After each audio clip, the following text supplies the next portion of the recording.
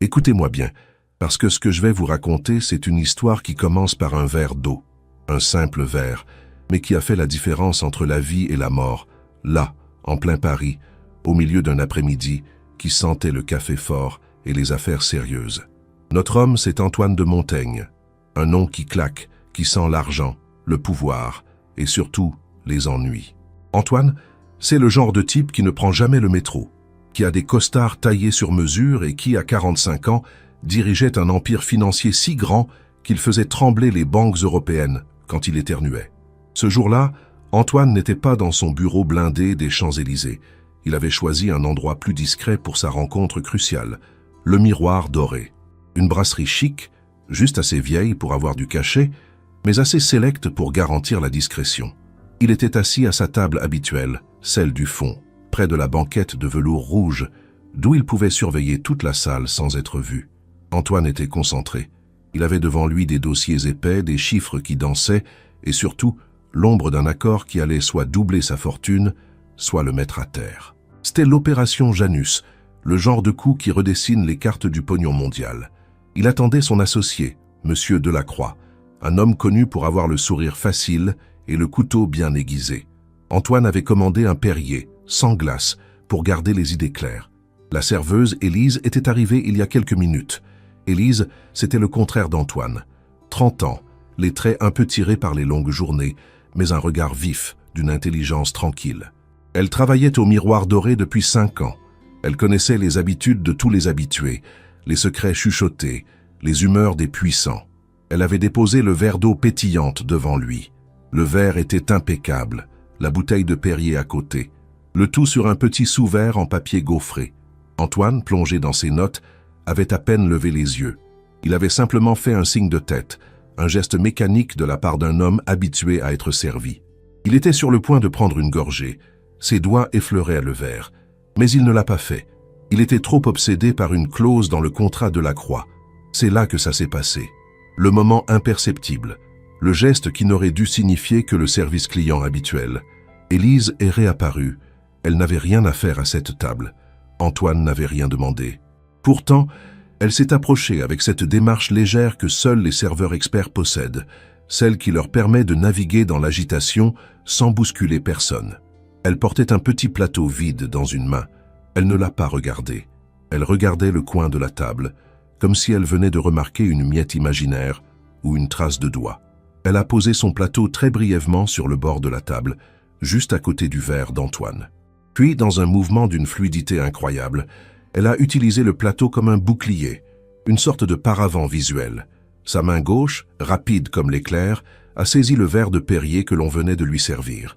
Sa main droite, sortant de nulle part, a déposé un nouveau verre, rempli exactement à la même hauteur, avec la même quantité de bulles. Le tout a duré moins de 2 secondes.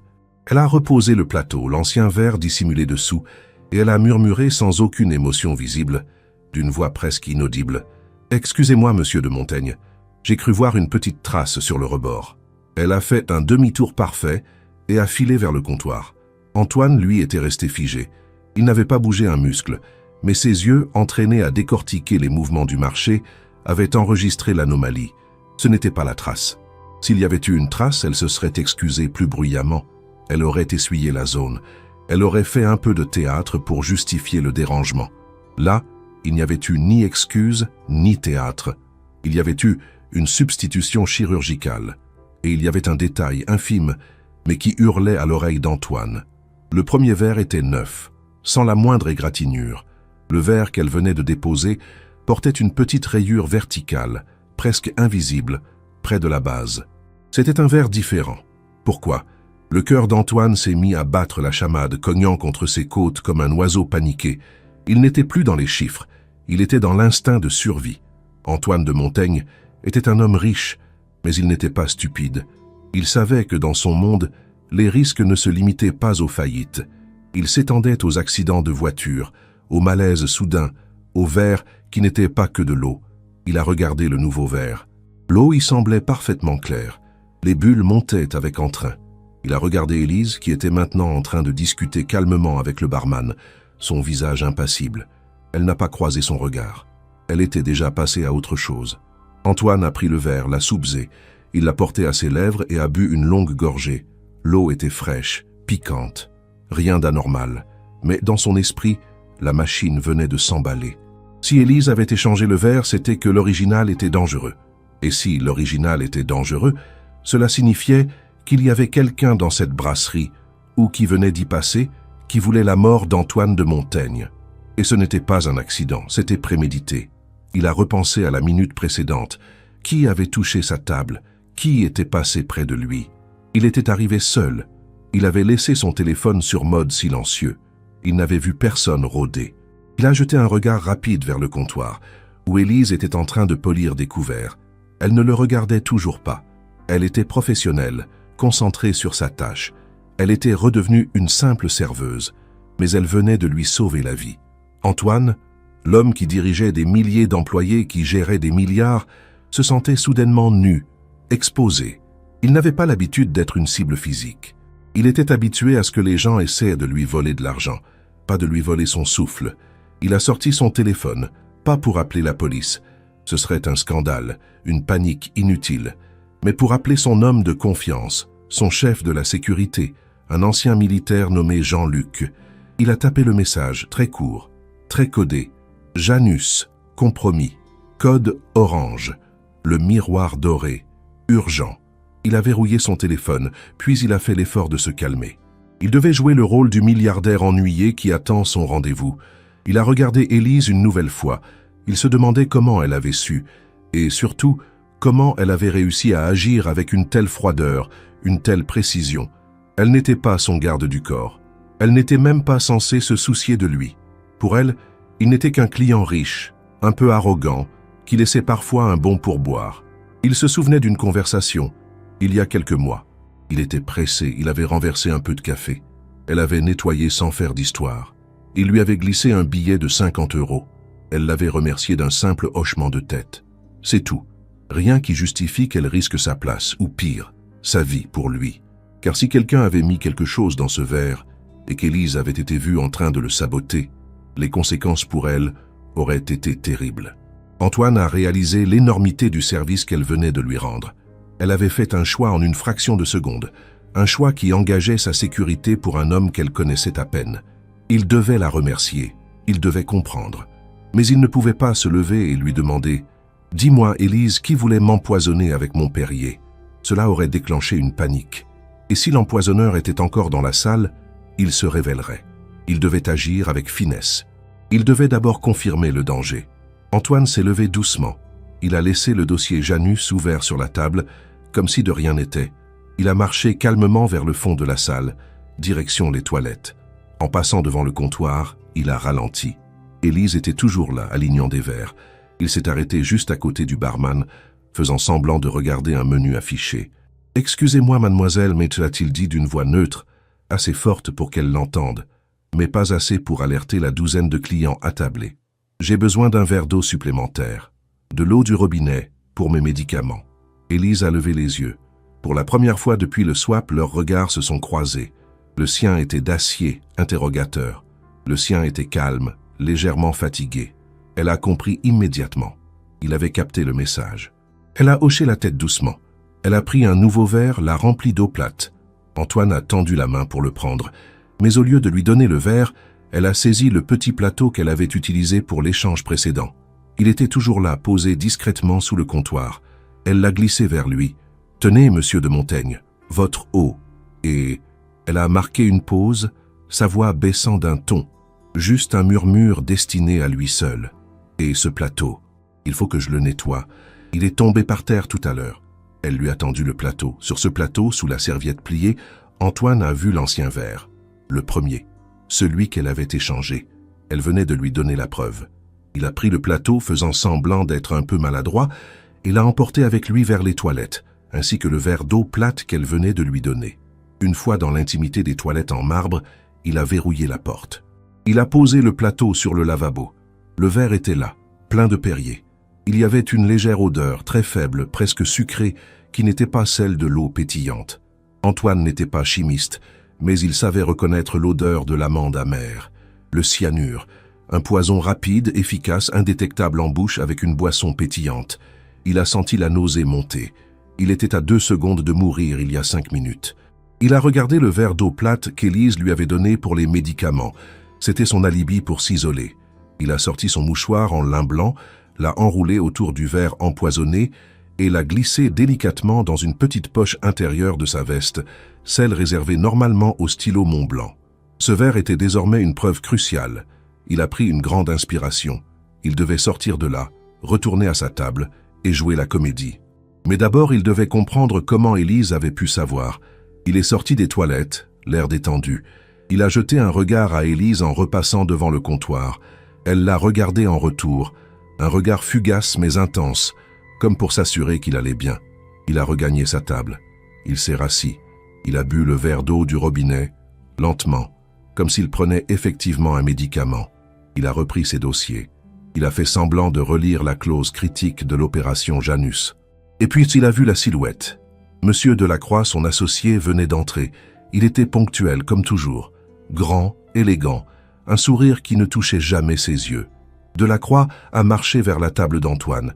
Il a salué les clients sur son passage, avec une familiarité polie. En s'approchant, il a fait un geste vers Élise, qui était en train de servir une table voisine. « Ah, Élise, ma préférée !» a lancé Delacroix d'une voix forte et joviale. Toujours aussi efficace, Élise a levé les yeux, a souri poliment et a continué son travail. Antoine n'a pas manqué ce détail. Delacroix connaissait Élise, et Delacroix était sur le point de s'asseoir en face de lui pour sceller un accord qui, si Antoine avait bu ce Perrier, aurait fait de Delacroix l'unique bénéficiaire de l'Empire Montaigne. Antoine a senti un frisson glacé lui parcourir l'échine. Le jeu venait de changer. Ce n'était plus une question d'argent. C'était une guerre. Delacroix s'est assis, a posé sa mallette en cuir sur le sol. « Antoine, mon ami, j'espère que je ne vous ai pas fait attendre. J'ai hâte de finaliser cela. Vous avez pris quelque chose ?» Il a désigné le verre de Perrier fraîchement échangé. L'eau pétillante, c'est parfait pour la concentration.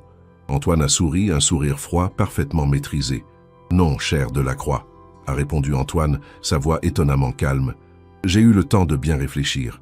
Et je crois que nous allons commencer par revoir quelques détails concernant la clause de succession, juste au cas où l'un de nous deux aurait un accident imprévu. » Il a regardé Delacroix droit dans les yeux. Le sourire de l'associé s'est figé, juste un instant. Un instant minuscule, mais assez long pour qu'Antoine confirme sa certitude. Delacroix n'était pas venu seulement pour signer un contrat. Il était venu assister à un enterrement. Et Élise, la simple serveuse, venait de déjouer le plan le mieux huilé de la haute finance parisienne. Maintenant, il fallait la protéger.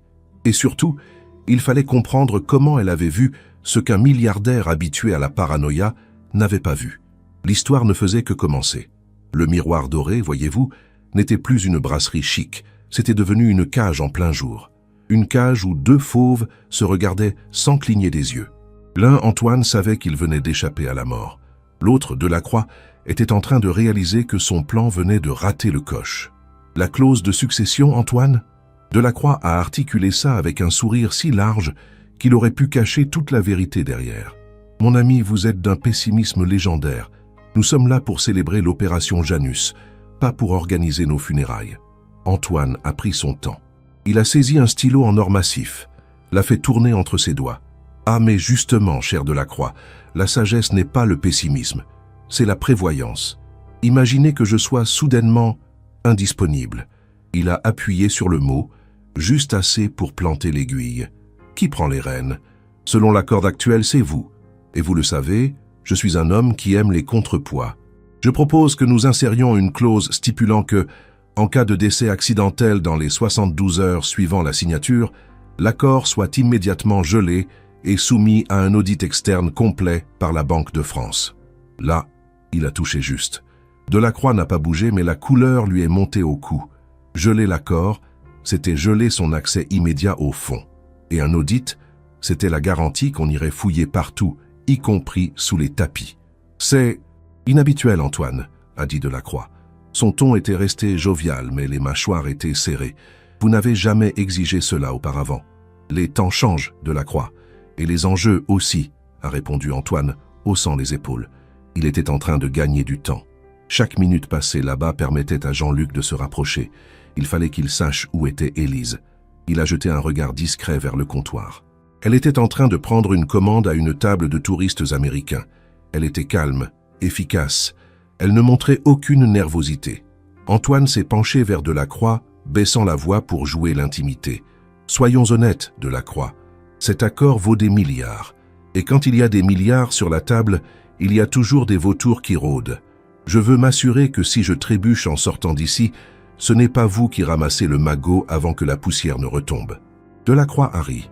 Un rire forcé, sec. « Je vous assure, mon ami, je ne vous souhaite que la longévité. »« Je l'espère bien, » a coupé Antoine, sans rire. Il a regardé le verre de Perrier échangé, toujours là, à moitié vide. Il a bu une autre gorgée d'eau du robinet, celle qu'Élise lui avait donnée. Il fallait qu'il la recontacte. Il fallait qu'il ait une information cruciale. Est-ce qu'elle a vu qui? Il a posé sa main sur la table, près du bord. Il a fait un petit geste du doigt, un signal subtil qu'il utilisait parfois avec ses assistants les plus proches. Besoin d'un service immédiat et discret. Élise l'a vu. Elle avait des yeux partout, cette fille. Elle a terminé sa prise de commande avec les Américains et a marché vers Antoine, son bloc-notes à la main.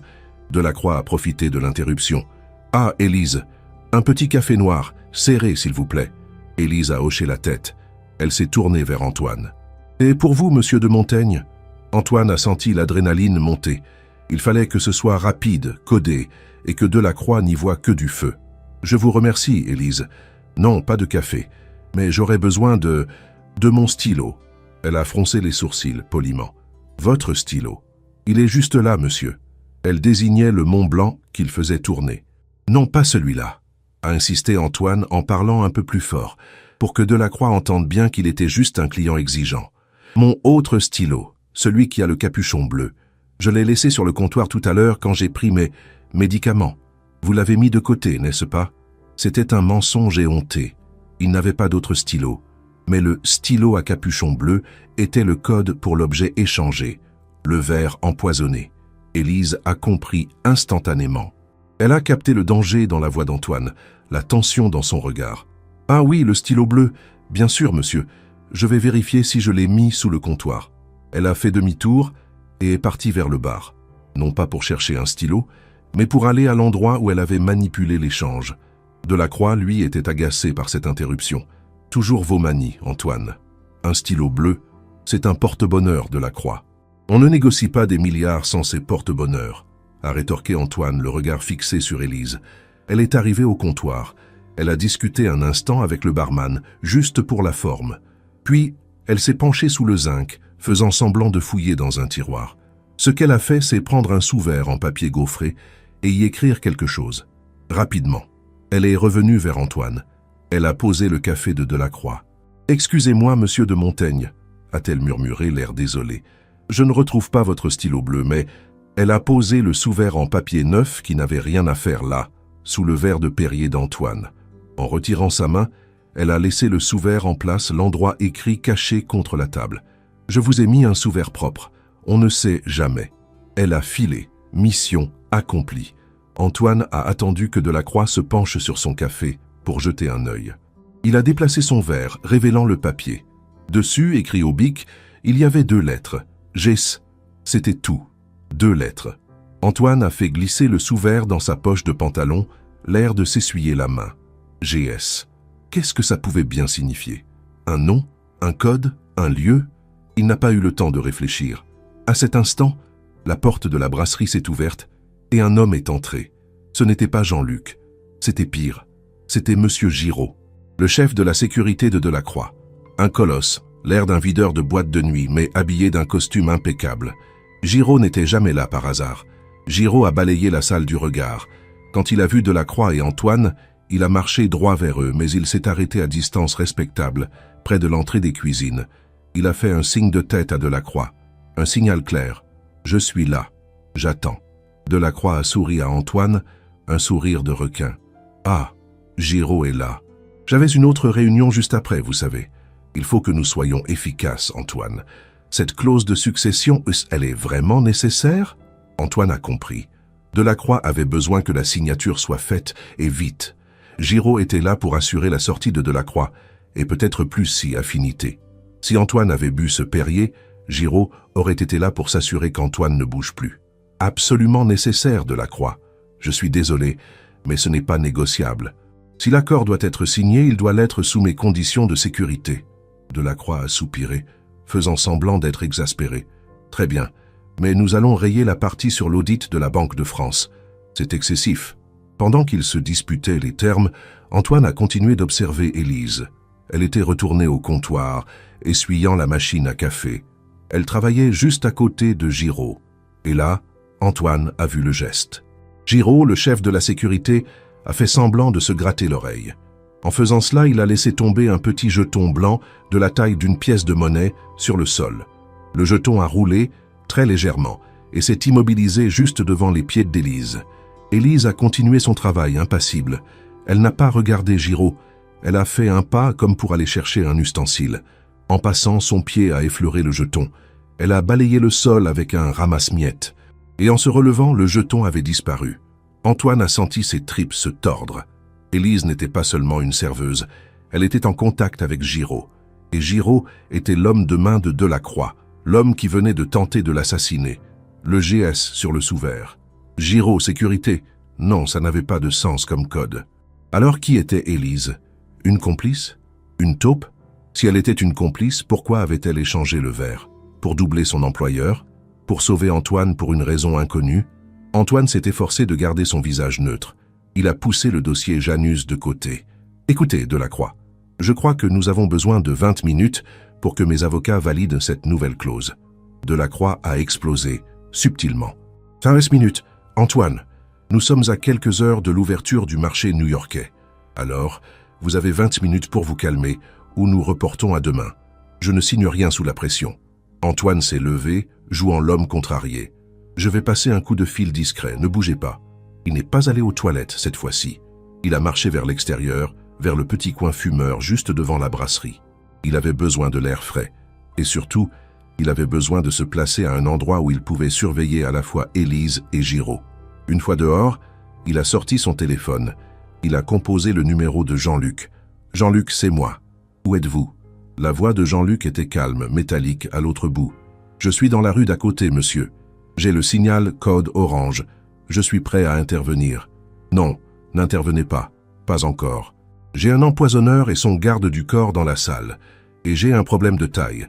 La serveuse qui m'a sauvé la vie semble être en contact avec l'homme de main. » Il a raconté l'histoire du jeton blanc, rapidement. « Je veux que vous trouviez tout ce que vous pouvez sur cette femme, Jean-Luc.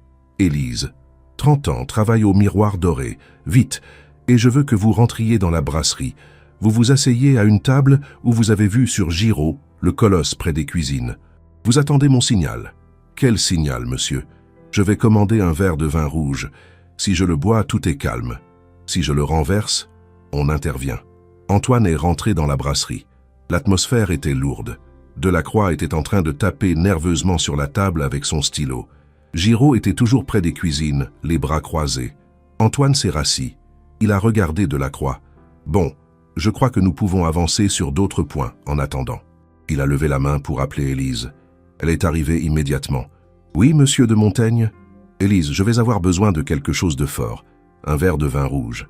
Un verre de Bordeaux, s'il vous plaît. Le Grand Cru de 2018. » Elle a noté la commande, les yeux baissés. Antoine a senti une urgence soudaine. Il fallait qu'il sache ce que signifiait ce GS, et il fallait qu'il la prévienne qu'elle était désormais en danger. Que Delacroix et Giraud allaient la surveiller, surtout si elle avait intercepté leur message. Alors qu'elle s'éloignait, Antoine s'est souvenu de quelque chose. Le premier verre, le verre empoisonné. Elle l'avait dissimulé sous un plateau. Il était maintenant dans la poche de sa veste. Mais les restes, elle n'avait sûrement pas jeté le liquide dans l'évier, ce serait trop dangereux. Elle aurait dû s'en débarrasser d'une manière ou d'une autre. Antoine a regardé le bar. Le barman occupé tournait le dos. Élise était en train de tirer le vin. Il a regardé Giraud. Le garde du corps était immobile, observant la salle. Et puis il a vu Jean-Luc. Jean-Luc est entré. Il portait un imperméable sombre. Il avait l'air d'un homme d'affaires pressé. Il a choisi une petite table dans un coin, d'où il pouvait voir Giraud de profil. Il a commandé un expresso, a ouvert un journal financier et s'est mis à lire. Il était invisiblement là. Élise est revenue avec le verre de Bordeaux. Elle l'a déposé délicatement devant Antoine. Le vin était d'une couleur profonde, riche. « Voilà, monsieur de Montaigne. » Antoine a saisi le verre, mais il ne l'a pas bu. « Élise, Une dernière chose. J'ai oublié de vous demander, vous avez jeté l'eau pétillante qui n'était pas fraîche. Il fallait qu'il soit vague pour Delacroix, mais précis pour elle. Elle a compris l'allusion au poison. Oui, monsieur. J'ai tout mis dans le seau à glace, pour que ça ne laisse pas de traces dans les canalisations. Un seau à glace. Intelligent. Un liquide versé dans un seau plein de glace fondrait et serait dilué dans l'eau de fonte, sans odeur ni trace immédiatement repérable par un nettoyage de routine. Antoine a hoché la tête. Parfait. Merci, Élise. Il a regardé le vin rouge. Il était sur le point de boire, de donner le signal que le calme était revenu. Mais il ne pouvait pas la laisser partir comme ça. Pas avec Giraud et Delacroix qui la regardaient. « Élise, attendez !» Elle s'est arrêtée. « Je vais vous donner un pourboire maintenant, » a dit Antoine. « Pour le service et pour le vin. » Il a sorti son portefeuille et en a tiré un billet de 100 €. Mais ce n'était pas le geste important. Il a posé le billet sur la table et juste à côté, il a posé un petit bloc-notes publicitaire de la brasserie qu'il avait pris en sortant des toilettes. Il a arraché une page et a fait semblant d'y écrire une note pour Delacroix. Delacroix, lisez ceci, c'est la clause que je veux intégrer. Pendant que Delacroix se penchait sur la note factice, Antoine a glissé le billet de 100 € à Élise, et avec le billet, il a glissé un minuscule morceau de papier plié en 4, juste assez petit pour disparaître dans la paume de sa main. Elle a pris le billet et le papier. Elle a murmuré « merci » et s'est retournée pour s'éloigner. Delacroix a relevé la tête. « C'est inacceptable, Antoine. » Antoine l'a ignoré. Il surveillait Élise. Elle a marché vers le comptoir. Elle a fait comme si elle rangeait le billet dans sa caisse, mais ses doigts ont effleuré le petit papier. Elle a tourné le dos à la salle, s'est appuyée contre le mur, faisant semblant d'attendre une commande. Elle a déplié le papier. Antoine n'avait écrit que 4 mots, en majuscules, pressés. Danger. Giraud. Qui est GS? Elle a lu. Son visage, si calme jusque-là, s'est décomposé juste un instant. Elle a regardé Giraud, le colosse près des cuisines. Puis elle a regardé Antoine. Le message était clair. Le milliardaire comprenait tout, y compris le jeton. Elle a regardé le petit morceau de papier. Elle ne pouvait pas répondre par un autre message écrit sans prendre un risque énorme. Alors, elle a fait ce qu'elle savait faire de mieux. Elle a agi. Elle a pris son bloc-notes de commande. Elle a fait un tour rapide des tables, comme pour vérifier que tout allait bien. Elle est passée devant la table de Jean-Luc, l'homme au journal. Elle a fait semblant de lui demander s'il voulait quelque chose d'autre. « Monsieur, un autre café ?» Jean-Luc a secoué la tête poliment. « Non, merci. » Élise a posé la main sur la table de Jean-Luc, et en posant sa main, elle a fait un geste technique, rapide, que seul Antoine, qui la regardait comme un faucon, a pu saisir. Elle a utilisé le coin de son bloc-notes pour pointer discrètement quelque chose sur le journal financier de Jean-Luc. Antoine a senti son cœur rater un battement. Elle ne s'adressait pas à lui, mais à son chef de la sécurité. Elle donnait l'information à l'homme qui pouvait agir. Antoine a bu une petite gorgée du Bordeaux, le signal de « attendez », mais il a gardé les yeux sur Jean-Luc. Jean-Luc, professionnel jusqu'au bout des ongles, n'a pas levé les yeux de son journal. Mais il a bougé sa main, comme pour ajuster la page. Et là, Antoine a vu ce qu'Élise avait pointé. C'était un article sur la 3e page du journal, parlant des mouvements boursiers récents. Et Élise avait pointé, avec la pointe de son crayon, une ligne anodine au milieu du texte. La ligne parlait d'une société d'investissement qui venait de s'effondrer. La société s'appelait Grand System. GS était Grand Système. Mais quel rapport avec l'empoisonnement? Jean-Luc a tourné la page, l'air de s'ennuyer. Il avait mémorisé l'information. Élise, elle, est revenue au comptoir, son calme revenu. Elle avait transmis le message. Elle avait fait son devoir. Antoine s'est reconcentré sur Delacroix qui bouillait intérieurement. Bon, Delacroix, la clause est acceptable. Mais j'ai une dernière question. Delacroix a croisé les bras, exaspéré. Laquelle encore, Antoine? J'ai entendu Giraud vous saluer tout à l'heure. Il a l'air d'un homme de confiance. Dites-moi, Delacroix, est-ce que vous l'avez payé personnellement? Ou est-ce qu'il est sur la feuille de paie de Grand Système? Le nom a claqué comme un coup de fouet. Delacroix a perdu son sourire, complètement. Ses yeux sont devenus froids, durs, sans aucune émotion. Il a compris qu'Antoine avait l'information. « Je ne vois pas le rapport, Antoine », a-t-il dit, la voix basse, un sifflement. « Le rapport Delacroix, c'est que Grand Système, c'est la coquille vide que vous avez utilisée pour siphonner les fonds de l'opération Janus avant même sa signature. C'est la caisse noire que vous espériez récupérer après mon accident. Antoine a souri. Il avait fait le lien. Élise n'était pas une complice de Delacroix. Elle était une source. Elle avait vu l'argent. Elle avait vu les schémas. Mais comment? Vous délirez, Antoine, a tenté Delacroix, se levant. Je crois que cette réunion est terminée. Non, elle ne l'est pas, a dit Antoine, sans bouger. Elle commence à peine. À cet instant précis, Jean-Luc, l'homme au journal, a fait mine de trébucher en se levant. Il est tombé avec une maladresse calculée juste devant Giraud. Et en tombant, il a cogné le colosse. « Excusez-moi, monsieur », a dit Jean-Luc, sa voix douce. Giraud, furieux d'être bousculé, l'a repoussé violemment. C'était le signal. Antoine a pris son verre de Bordeaux et au lieu de le boire, il l'a jeté sur la table, le faisant exploser en une mare rouge. L'alerte était lancée. Le chaos commençait. Il ne restait plus qu'à comprendre le rôle exact d'Élise dans cette histoire de milliards et de poison, et la sortir de là. Elle venait de lui donner la clé de l'empire de Delacroix. Il lui devait plus qu'un pourboire. Il lui devait la vie. Ça y est, le drame était en marche. Le Bordeaux, un grand cru de 2018, s'est étalé sur la nappe immaculée comme une blessure béante, un signal rouge sang qui hurlait le chaos. Dans la brasserie, ce fut un silence de mort, suivi d'une explosion de bruit. Les chaises qui reculent, les exclamations des clients, le fracas d'une soucoupe qui tombe. C'était la panique, mais une panique retenue, celle des gens bien élevés qui ne savent pas comment réagir quand le luxe rencontre la violence. Delacroix, lui, n'a pas crié. Il a bondi. Ses yeux n'étaient de plus ceux du financier jovial, mais ceux d'un homme acculé. Il a saisi sa mallette, prêt à fuir, son plan éventé. Mais le chaos n'était pas seulement sur la nappe. Il était près des cuisines. Jean-Luc, l'homme au journal, n'était pas tombé par hasard. Il avait trébuché pour initier le contact. Quand Giraud l'a repoussé violemment, Jean-Luc a saisi l'occasion. Il a encaissé le coup, puis il a riposté avec l'efficacité clinique d'un homme formé pour désactiver.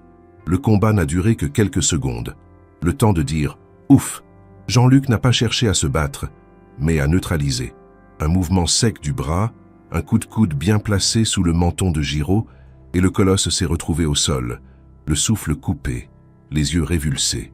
Jean-Luc, sans même transpirer, a posé son genou sur la gorge du garde du corps, l'immobilisant.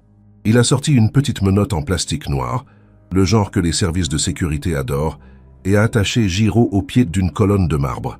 Tout s'est passé si vite que la majorité des clients pensaient que c'était une dispute entre employés qui avait mal tourné. Antoine, lui, n'a pas regardé le combat. Il a regardé Delacroix. « Ne bougez pas, Delacroix !» a lancé Antoine, sa voix claquant par-dessus le brouhaha. « Votre associé est en train de se faire soigner. Et vous n'irez nulle part. » Delacroix a reculé d'un pas, sa main libre cherchant sa poche, probablement pour un téléphone ou pire, une arme. « Vous êtes fou, Montaigne. Vous avez tout gâché !» a craché Delacroix. « Ce n'est pas moi qui ai gâché, Delacroix. C'est vous qui avez été trop gourmand. Et surtout, vous avez sous-estimé ma serveuse. » Antoine a ignoré Delacroix, qui était désormais sous la surveillance discrète mais létale de Jean-Luc. Il s'est tourné vers Élise. Elle était au milieu de la salle, figée mais pas paniquée. Ses yeux étaient fixés sur Giraud, puis sur Delacroix. Elle avait l'air d'attendre le signal. « Élise !» a appelé Antoine. « Venez ici, tout de suite. » Elle a obéi sans hésiter. Elle a traversé la salle enjambant les flaques de vin. Elle est arrivée près de la table, le visage fermé. « Monsieur de Montaigne, Pas de temps pour les explications, a coupé Antoine, sa voix redevenue un murmure pressant. Nous partons. Maintenant. Vous êtes en danger de mort. Il a saisi son bras, pas brutalement, mais fermement. Il a jeté un regard à Jean-Luc. Jean-Luc, vous gérez Delacroix et Giraud. Appelez la police, mais gardez-les ici. Dites que c'est une tentative de vol qui a mal tourné, et faites venir un avocat. J'ai le verre empoisonné sur moi. Reçu, monsieur, a répondu Jean-Luc, sans relâcher la pression de son genou sur Giraud, qui haletait. Antoine a tiré Élise vers l'arrière de la brasserie, vers les cuisines. C'était le seul endroit où il pouvait avoir un semblant de confidentialité. Le personnel de cuisine, effrayé, regardait la scène par la porte battante. Une fois dans le couloir de service, sentant le gras et l'eau de Javel, Antoine s'est arrêté et a relâché le bras d'Élise. « Maintenant, vous allez me dire, qui êtes-vous et comment avez-vous su ?» Élise a pris une grande inspiration.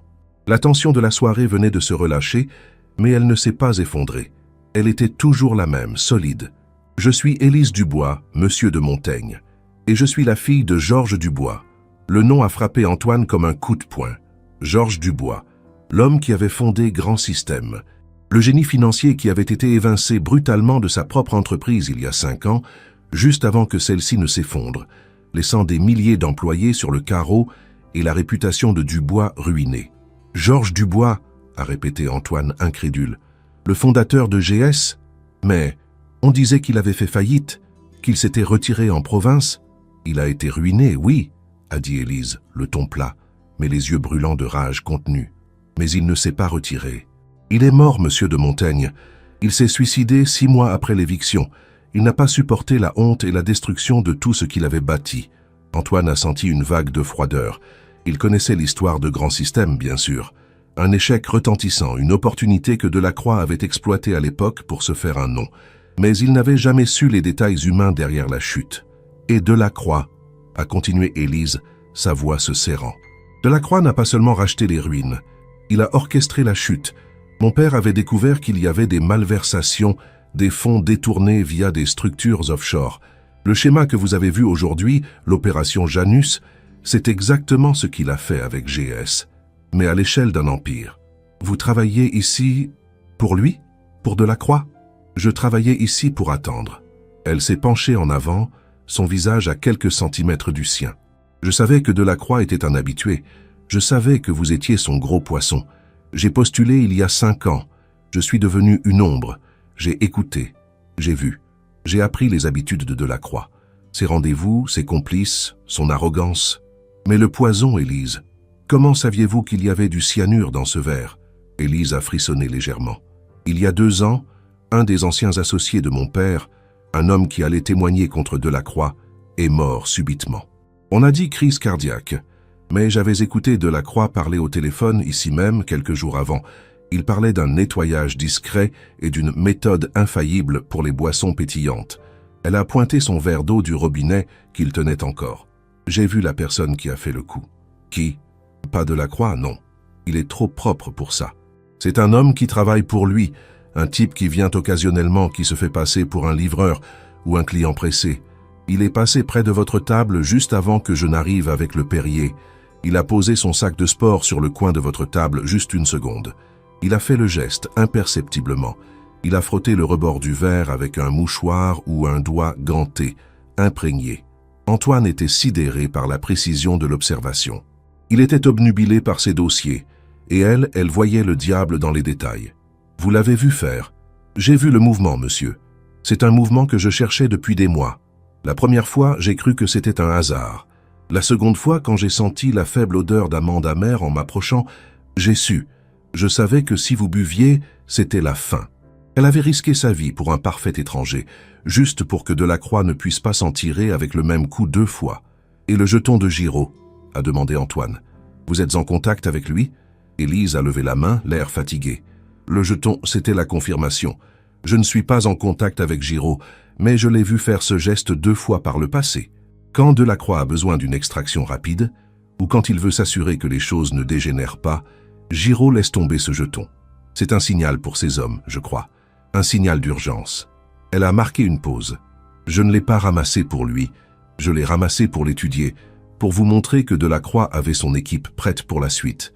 Antoine a réalisé qu'il avait affaire à une femme d'une résilience et d'une intelligence rares, nourrie par 5 ans de patience et de haine froide. Elle n'était pas une serveuse. Elle était une espionne de la vengeance, cachée dans la lumière du jour. « Élise, vous êtes la clé de tout », a dit Antoine, sentant que l'adrénaline se transformait en détermination. « Vous avez la preuve de son modus operandi. Vous avez le mobile. » Il a tapoté sa veste. « J'ai le verre empoisonné. Maintenant, il faut vous mettre à l'abri. Delacroix sait que vous savez. Il ne fera aucune pitié. » Le bruit de la salle a recommencé à monter. Les sirènes, lointaines mais distinctes, se rapprochaient. Jean-Luc avait fait son travail. « Nous devons sortir d'ici avant l'arrivée de la police », m'a dit Antoine. « Si vous êtes interrogé ici, Delacroix aura le temps de monter une histoire. Il vous fera passer pour une folle, une complice, n'importe quoi. »« Où allons-nous » a demandé Élise. « Chez moi. Vous allez être ma témoin, mon invité et ma protégée. » Antoine a saisi son téléphone. Il a envoyé un message rapide à Jean-Luc. Extraction immédiate de la témoin, par l'arrière. « Venez » a dit Antoine. Il a ouvert la porte de service qui donnait sur les poubelles et la ruelle. Ils ont débouché dans l'air froid de Paris. La ruelle était sombre, sentant les restes de cuisine. Nous allons marcher vite jusqu'au coin. Ma voiture vous attend. Ils ont commencé à marcher rapidement. Élise, étonnamment, marchait avec la même aisance que dans la brasserie. Elle était habituée à la discrétion. Une question, monsieur de Montaigne, a demandé Élise, tout en marchant. Pourquoi moi? Pourquoi risquez-vous votre réputation pour une simple serveuse? Antoine n'a pas ralenti. Parce que vous m'avez sauvé la vie, Élise. Et parce que ce n'est pas seulement une question d'argent pour moi, c'est une question de principe. Delacroix est une vermine. Et en plus, vous êtes la seule à avoir vu la vérité. Vous êtes la preuve vivante que la haute finance parisienne cache ses meurtres derrière des accidents de marché. À cet instant, ils ont entendu un sifflement aigu derrière eux. Antoine a tourné la tête. Un homme venait de sortir de l'ombre à l'autre bout de la ruelle. Il était grand, vêtu de noir. Pas Giraud, mais clairement un des hommes de main de Delacroix. « Merde !» a juré Antoine. Delacroix avait des hommes dans la zone. Le jeton n'était pas seulement un signal d'urgence, c'était un signal de déploiement. L'homme a accéléré, se dirigeant vers eux. « Courez !» a crié Antoine. Ils ont accéléré le pas. Élise, malgré ses chaussures de service, courait étonnamment bien. Ils sont arrivés au coin de la rue. Une berline noire, massive, était garée là, moteur tournant. Jean-Luc avait été efficace. La porte arrière s'est ouverte. « Vite !» a dit une voix. C'était le chauffeur d'Antoine, un autre ancien militaire, aussi efficace que Jean-Luc. Antoine a poussé Élise à l'intérieur. Au moment où il allait monter à son tour, l'homme en noir a surgi au coin de la rue, à moins de 10 mètres d'eux. « Ne bougez pas !» a crié l'homme, sa main se dirigeant vers sa veste. Antoine n'a pas hésité. Il s'est jeté dans la voiture. Le bruit d'une détonation sourde a claqué. La vitre arrière de la berline a volé en éclats, le bruit assourdissant se mêlant au rugissement du moteur. Le chauffeur a accéléré brutalement. La voiture a dérapé, puis s'est lancée à toute vitesse dans les rues de Paris. Antoine était plaqué contre le siège, les éclats de verre autour de lui. « Élise, vous allez bien ?» Élise était recroquevillée sur le siège, secouée. Elle a levé les yeux. « Oui, juste le choc. » Antoine a vérifié sa poche. Le verre empoisonné était toujours là, enveloppé dans son mouchoir intact. « Jean-Luc a fait une erreur, » a dit Antoine, la mâchoire serrée. Il a laissé filer un complice. Le chauffeur, qui s'appelait Marc, a parlé sans tourner la tête. « Monsieur, Jean-Luc est en train de gérer les 2 hommes à l'intérieur. Il y avait forcément un guetteur. » Antoine a regardé Élise. Elle avait les yeux brillants, non pas de peur, mais d'une excitation froide. Elle venait de passer de serveuse à cible de la haute criminalité. « Marc, on rentre à l'hôtel particulier, sécurité maximale, et personne ne doit savoir qu'Élise est avec moi. Elle est désormais ma conseillère personnelle et elle n'existe plus pour le monde extérieur. » La voiture a plongé dans le trafic parisien, laissant derrière elle les sirènes de police qui convergeaient vers le miroir doré. Une fois la distance établie, Antoine a pu réfléchir calmement. Il avait un empoisonneur en garde à vue, un complice en fuite, et la clé de l'affaire assise à côté de lui. « Élise, nous avons besoin de tout ce que vous savez sur Grand Système, chaque détail des détournements, chaque nom, chaque date. »« J'ai des dossiers, monsieur de Montaigne, » a répondu Élise, sa voix retrouvant sa force. « Mon père avait tout documenté, en secret, avant sa mort. Il voulait que justice soit faite. J'ai passé les 5 dernières années à les décoder et à attendre mon moment. Où sont ces dossiers? Cachés, dans un endroit sûr. » Antoine a souri, malgré l'adrénaline qui lui brûlait les veines. « Bien, nous allons travailler ensemble, Élise Dubois. Delacroix a fait une erreur. Il a cru que le silence s'achetait avec un verre d'eau. Il a oublié que parfois, la vengeance est servie à table. » La berline a filé le long de la Seine, direction le 8e arrondissement, vers la forteresse d'Antoine de Montaigne. La première phase de l'opération était terminée. Ils avaient survécu. Maintenant, il fallait passer à la contre-attaque. Mais Antoine se demandait toujours qui avait-il sur ce jeton blanc que Giraud avait fait tomber. Était-ce juste un signal ou y avait-il un message plus profond, quelque chose qu'Élise avait raté? Il a regardé la jeune femme. Elle était forte. Elle était intelligente. Mais elle était aussi une novice dans ce monde de violence. Il fallait la protéger et surtout, il fallait utiliser sa connaissance du système de Delacroix pour le démanteler complètement. L'opération Janus était morte. L'opération Vengeance venait de commencer. Antoine a sorti son téléphone. Il a envoyé un message à Jean-Luc, toujours à la brasserie. « Jean-Luc, trouvez le jeton blanc de Giraud. et ramenez-le-moi. C'est la seule chose qu'Élise n'a pas pu décoder. Il y avait toujours un détail que le prédateur laisse derrière lui, et Antoine allait le trouver. Il le devait à Georges Dubois et surtout à la serveuse qui avait mis sa vie en jeu pour un verre de Perrier. La berline d'Antoine, un véritable char d'assaut sur roues déguisé en voiture de luxe, a filé à travers Paris, laissant derrière elle le chaos du miroir doré. Le bruit des sirènes s'est estompé, remplacé par le silence lourd et tendu de l'habitacle. Élise était assise, le dos droit, regardant le paysage défiler. Elle était couverte d'éclats de verre, mais elle n'était pas blessée. Elle n'avait pas pleuré, ni crié. Elle était l'incarnation de la résilience. Antoine, lui, était en train de passer des appels en mode silencieux, réorganisant la sécurité de son empire.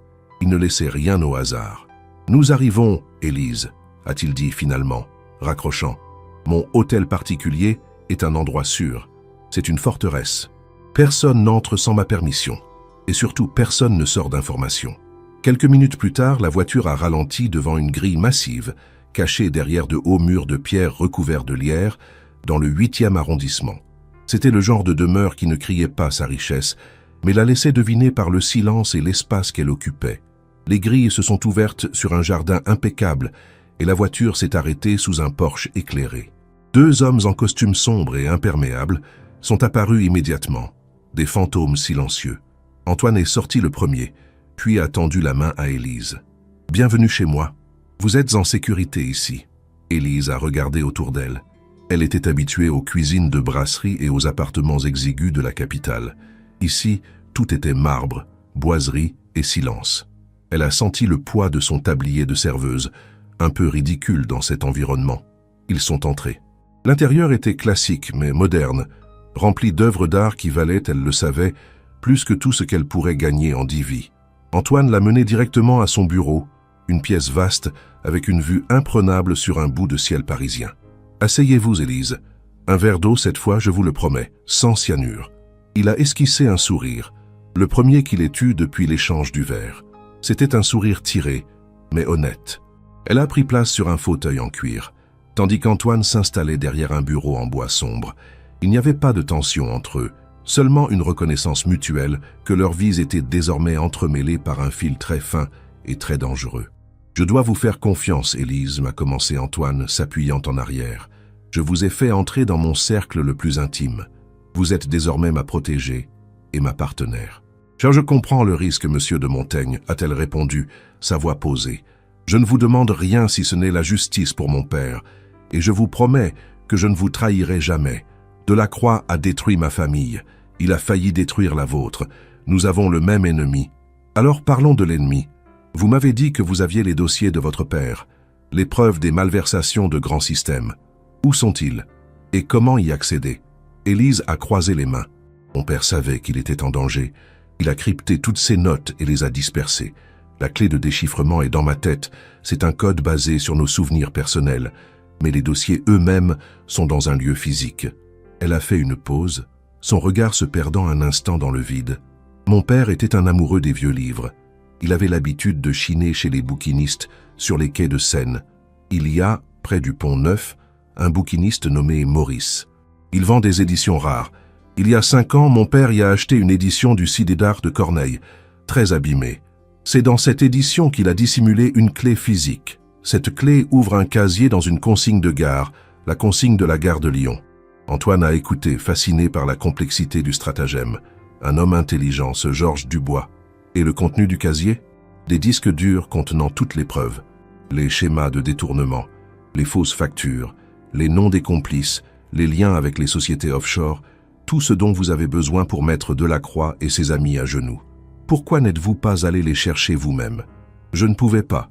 Mon père m'a fait jurer de ne les récupérer que si j'étais absolument certaine de pouvoir les utiliser. Je n'avais ni les ressources, ni la crédibilité pour affronter Delacroix. J'étais une serveuse qui parlait de vengeance. Personne ne m'aurait écouté. Elle a pointé Antoine du menton. Vous, monsieur de Montaigne, vous avez les ressources et la crédibilité. Vous êtes le seul à pouvoir les utiliser. Antoine a hoché la tête. La logique était implacable. Elle avait attendu le moment parfait, l'instant où Delacroix tenterait de tuer quelqu'un d'assez puissant pour mener la guerre. Nous allons y aller demain. Mais d'abord, j'ai besoin de savoir ce qui s'est passé au miroir doré.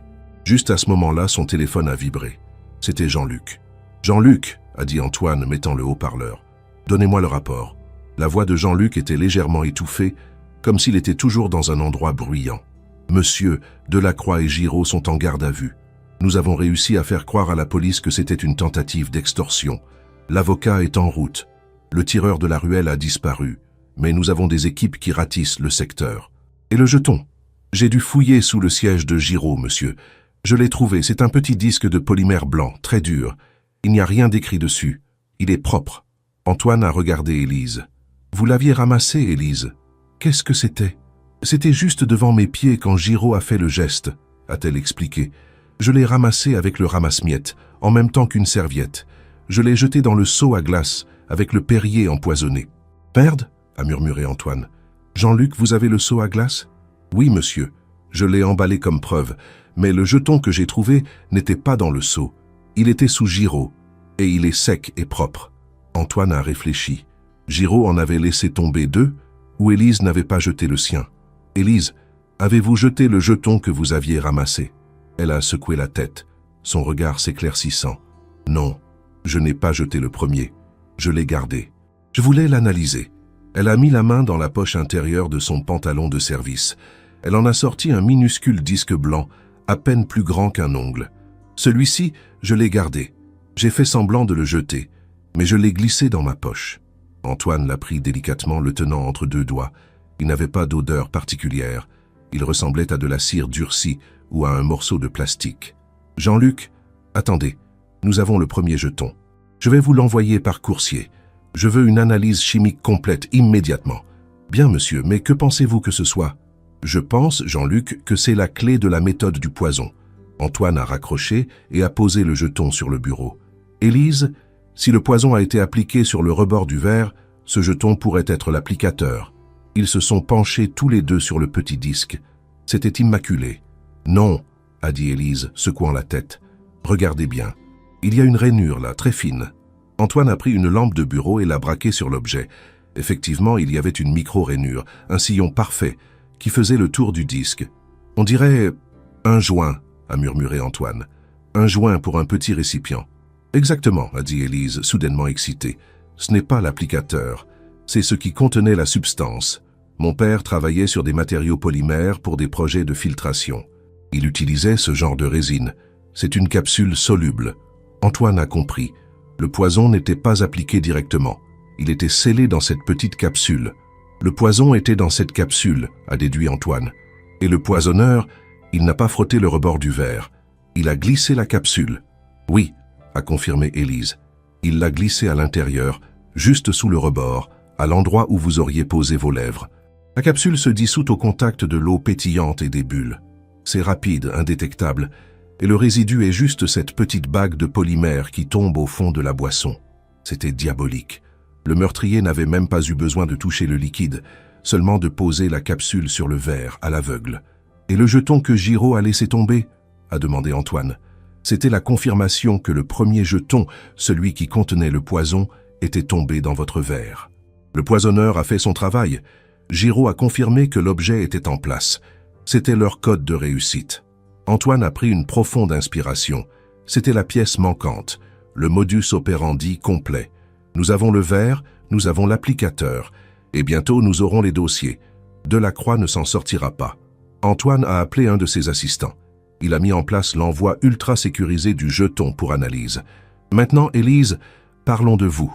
Vous avez besoin de vous reposer. Vous allez rester ici, personne ne doit vous voir.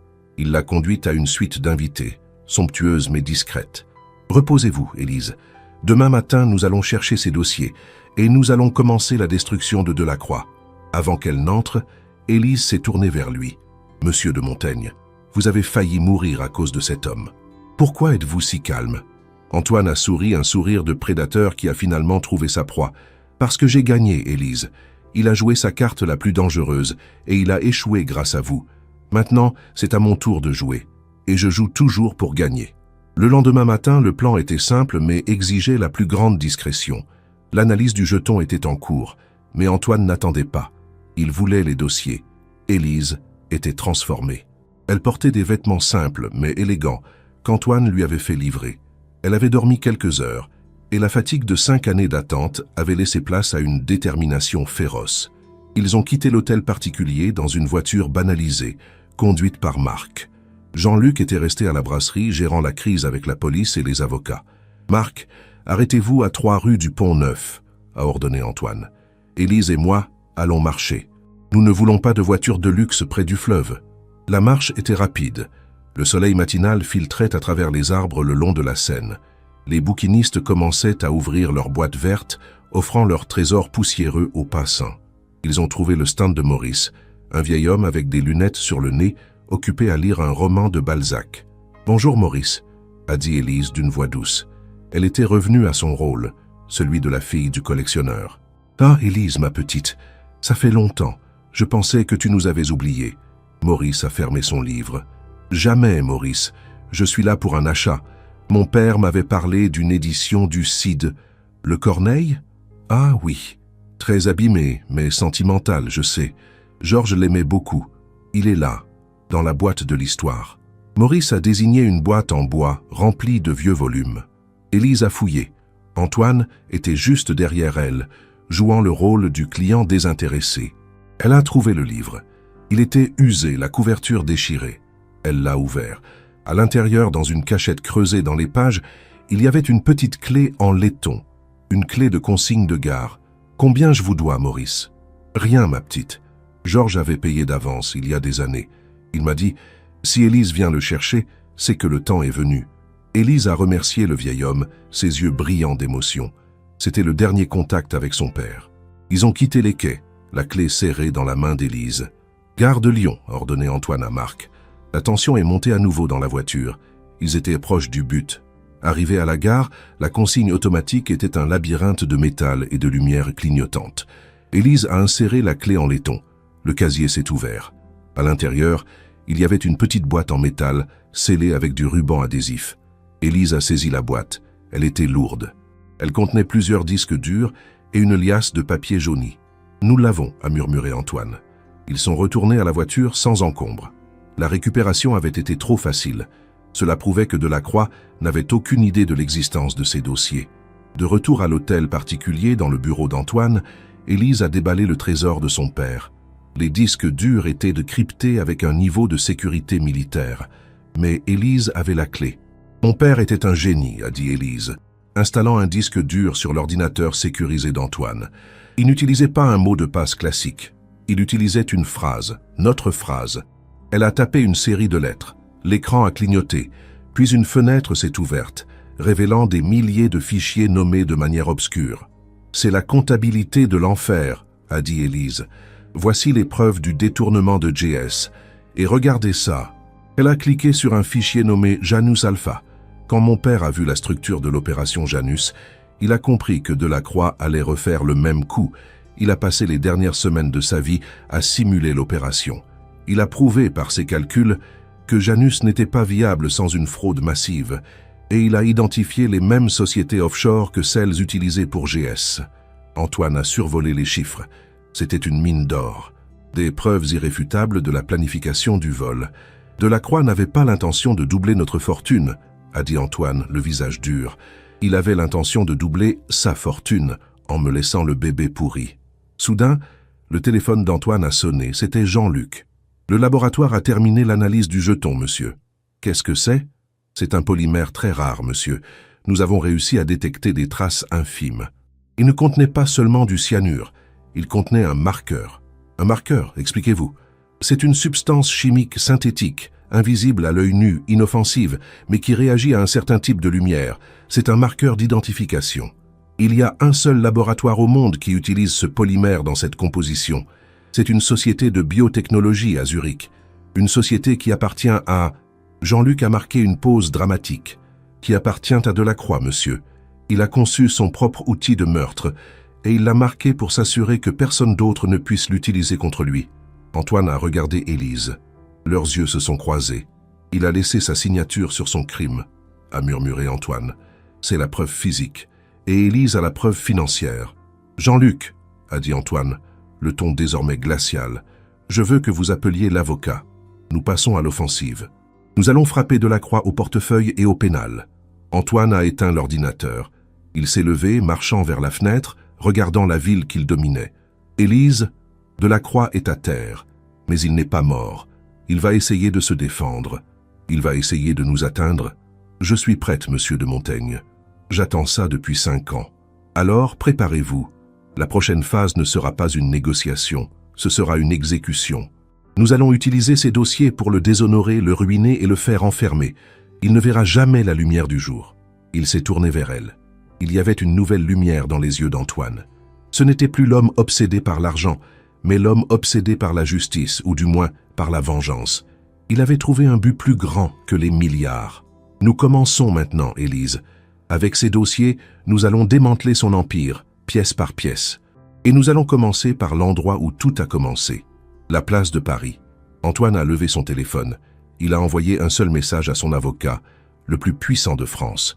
Déclencher l'audit légal de Janus. Mot de passe. GS. La guerre était déclarée. Et cette fois, il n'y aurait pas de verre échangé. Il n'y aurait qu'un seul vainqueur. Antoine de Montaigne n'était pas homme à perdre son temps. Il avait les dossiers. Il avait la preuve matérielle de l'empoisonnement et il avait Élise, la mémoire vivante de la fraude de Delacroix. La nuit qui a suivi leur exfiltration du miroir doré n'a pas été consacrée au sommeil, mais à la guerre. Ils ont passé des heures dans le bureau d'Antoine. Élise, assise devant l'écran, déchiffrait les notes cryptées de son père, expliquant à Antoine, le magnate des finances, les subtilités des schémas de détournement. Elle parlait le langage des chiffres, mais avec l'âme d'une justicière. « Regardez ça, monsieur de Montaigne », disait-elle, pointant une série de transactions complexes. Delacroix a utilisé cette même structure pour GS. Il crée des sociétés écrans, comme ici en Irlande, pour y injecter les fonds de l'opération, puis il les vide via des prêts fictifs à des entités aux îles Caïmans. C'est un vol parfait, parce que légalement, les fonds ont disparu dans des investissements ratés. Antoine, lui, n'était plus le milliardaire arrogant. Il était un étudiant attentif. Il voyait l'ingéniosité diabolique du plan de Delacroix, et il comprenait qu'il avait failli être le dindon de la farce, doublé et empoisonné. Le secret, Élise, ce n'est pas seulement de prouver la fraude, a expliqué Antoine, sa voix grave, c'est de le faire avant qu'il ne puisse manipuler sa libération sous caution. Delacroix a des amis partout, surtout dans la justice. Nous devons frapper si fort que personne ne pourra l'aider à se relever. Vers 4 heures du matin, ils avèrent la bombe. Les dossiers de Georges Dubois, couplés aux analyses d'Antoine, prouvaient non seulement la fraude passée de GS, mais révélaient que l'opération Janus était une fraude planifiée dès le départ, un siphon géant destiné à enrichir Delacroix et à ruiner Montaigne. Antoine a pris son téléphone satellite, le seul appareil non traçable. Il a appelé son avocat à l'aube, un homme qui ne dormait jamais, et lui a donné des instructions chirurgicales. « Nous ne faisons pas une plainte, maître. Nous faisons une dénonciation publique et simultanée. Je veux que vous fournissiez les preuves de la fraude Janus à l'autorité des marchés financiers. Je veux que vous déposiez la preuve de l'empoisonnement, le verre et le jeton, au procureur. Et surtout, je veux que l'information soit lâchée dans les journaux financiers avant l'ouverture de la bourse. Le coup de grâce devait être médiatique et financier. À l'ouverture des marchés européens, la nouvelle a explosé comme une supernova. Ce n'était pas juste un désaccord entre associés, c'était un scandale de proportions bibliques.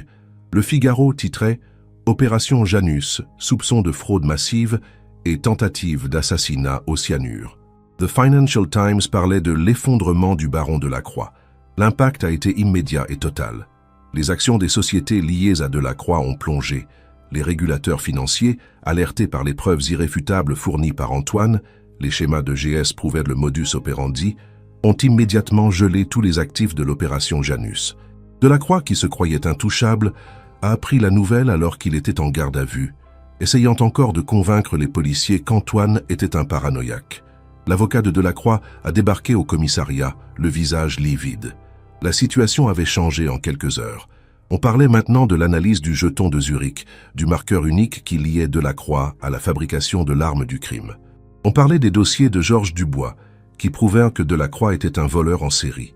Le chef de la sécurité de Delacroix, Giraud, a été le premier à craquer. Face aux accusations de complicité de meurtre et de la ruine soudaine de son patron, il a lâché l'information cruciale. Oui, il était là pour s'assurer qu'Antoine de Montaigne ne sorte pas vivant du miroir doré.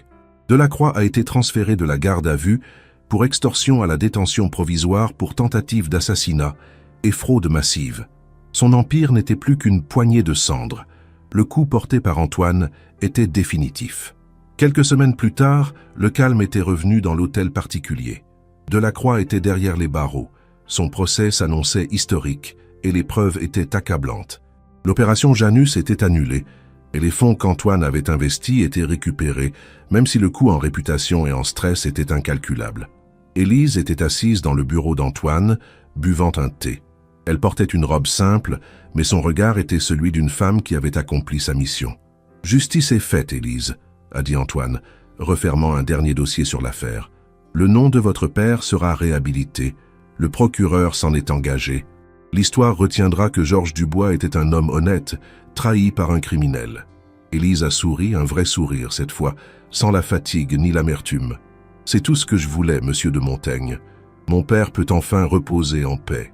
Et vous, Élise, qu'allez-vous faire maintenant ?» Elle a haussé les épaules. « Je suis une serveuse, monsieur. Le miroir doré m'a renvoyé après le scandale. Je crois que je vais chercher un nouveau travail. Peut-être dans une autre ville ?» Antoine a posé son stylo. Il y avait une lueur nouvelle dans ses yeux, une lueur de respect. « Non, Élise, vous n'êtes plus une serveuse. Vous êtes l'une des femmes les plus intelligentes que j'ai jamais rencontrées. Vous avez vu ce que mon chef de la sécurité, mes avocats et tous mes analystes n'ont pas vu. Vous avez vu le danger dans le détail. » Il s'est penché en avant. « Je vous propose un poste créé pour vous. Consultante en sécurité et conformité. Votre travail sera d'écouter, d'observer et de déceler les anomalies.